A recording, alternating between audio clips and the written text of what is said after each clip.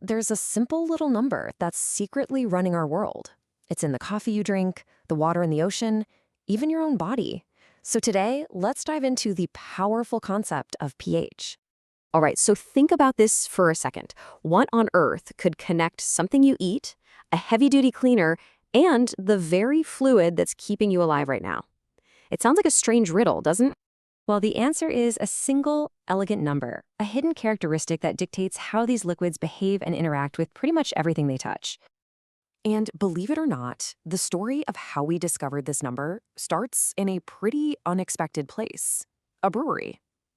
It all began with a chemist who was just trying to solve a very practical problem: how to brew a better beer. So, picture this. It's the early 1900s, and chemists are stuck. They're trying to describe acidity using these ridiculously tiny, super complicated decimal numbers. It was a total mess. But then in 1909, a chemist named Soren Sorensen over at the famous Carlsberg brewery, he needed a simpler way to get the chemistry just right for brewing. And his solution? A brilliant new scale that made all that complexity disappear. He called his invention pH, which basically stands for the power of hydrogen. Now, the official definition involves something called a negative logarithm, which I know sounds a little intimidating, but really it's just a super clever mathematical trick to turn messy chemistry into simple, easy-to-use numbers. And that, right there, is the key to the whole thing.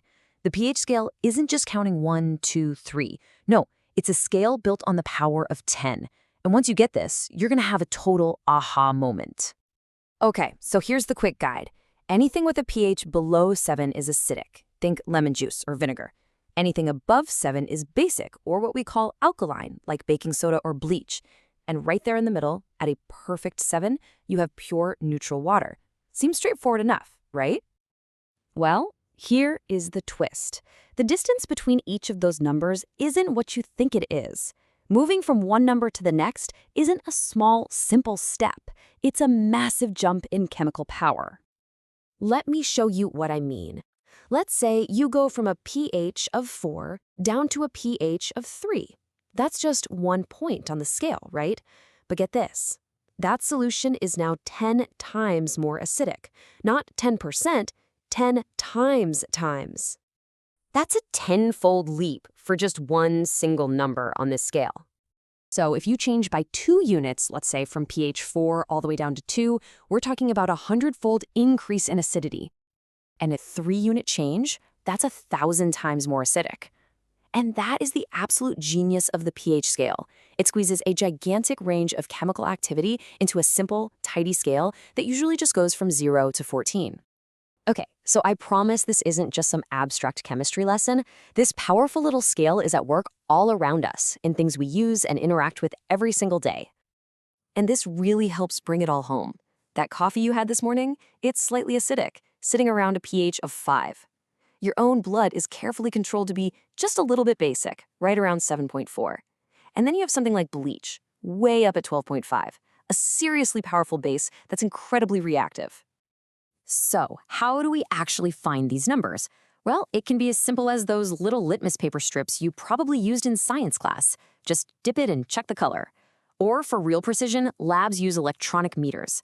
There are even specialized sensors so tiny they can measure the pH inside a single living cell. It's amazing stuff. And look, understanding this number is absolutely critical in so many different areas. In medicine, if your blood pH wanders even a little bit, it's a life or death situation.